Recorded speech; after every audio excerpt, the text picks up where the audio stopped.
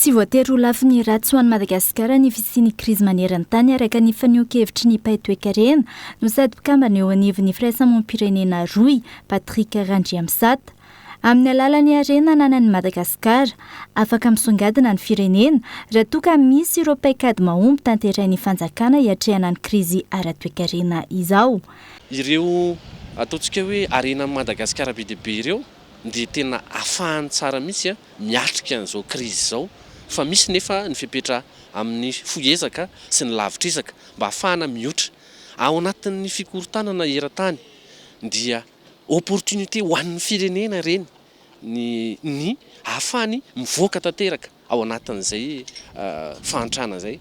Fa io moa zany miankina amin'ilay ataontsika hoe fipetra raisin'ny fanjakana. Ny solika be milanga raha ny fahitana azy raha ny filan'ny malagasy eto Madagasikara dia afaka afahana tsara tamin'izany fotoana fa nisy ny rapport namoaka fa afahana tsara maminao ny famatsiana jolika ho an'ny jirama izay raha antsika mahita.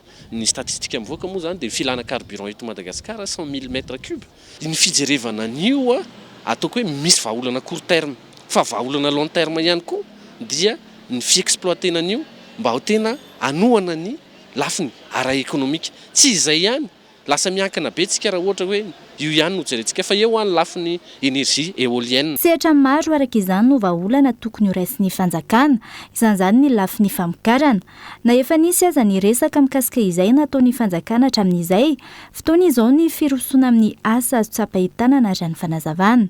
Manana andraikitra lehibe ny fanjakana hijery manokana indreo fandaniana ao anatin'ny fipetra izay raisina mba hijery tena hoe inona ny fandaniana atao, zany hoe politique d'austérité zany tokony niatra mihitsy amin'izao fotoana izao.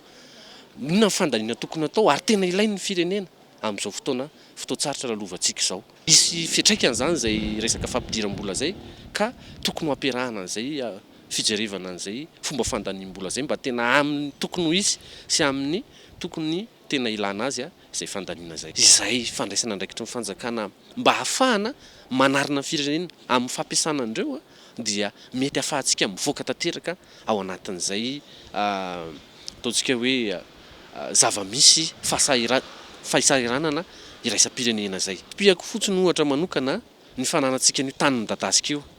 Afaka ampiasaina vahoaka malagasy.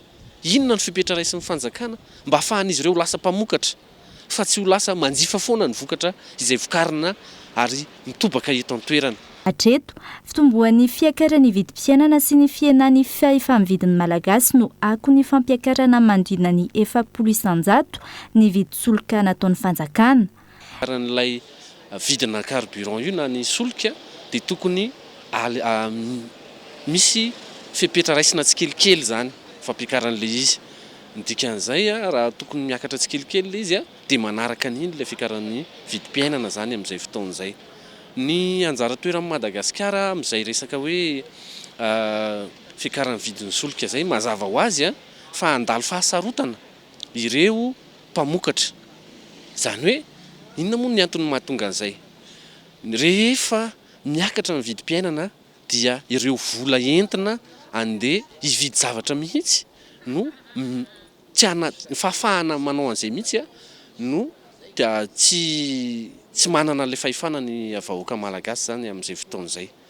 Dia raha mihena zany ilay fahafahana mividy entana zay ny dikan'izay ilay entreprise na ilay mpamokatra mihitsy anie zany no lasa mijery ny zavatra vokariny izay tena hoe le zavatra vokarina amin'ny fiainana andavanandro mihitsy no lasa jerena ka lasa mihena zany na niarkarena fahobe antsika aza amin'izay noho izay fiakarana zay. Raha fehezina ny fanazavan'ny talen'ny kabinetra ny fiadidinan'ny repoblika bao miavitsy vahinala rarinirina androany. Trosa miopapana ho amin'ny fanjakana malagasy nateraky ny varotra fatiantoka sy ny miliara maro fanampina nataon'ny fanjakana na ny subvention no antony io fampiakarana amin'izao fotoana izao io.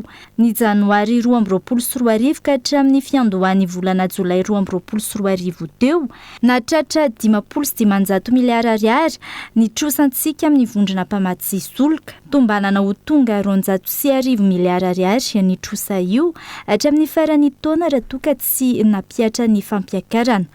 ary mbola ambony lavitra noho ireo ny totalin'ny trosatra amin'ny taona 2024 tsy nisy ny fiakaran'ny vidin-tsolika mihitsy. Ireo antotanisa ireo izay efa nanehoany paitoekarena maro hevitra ny amin'ny fahadisoan'ny paikadiny raisin'ny fanjakana malagasy izay nisafidiny tsy nanetsika ny vidin-tsolika tato anatin'ny taona maro ka isan'ny nitarika amin'ny fampiakarana mihoa-pampana ary nitarika trosa lehibe amin'ny fanjakana.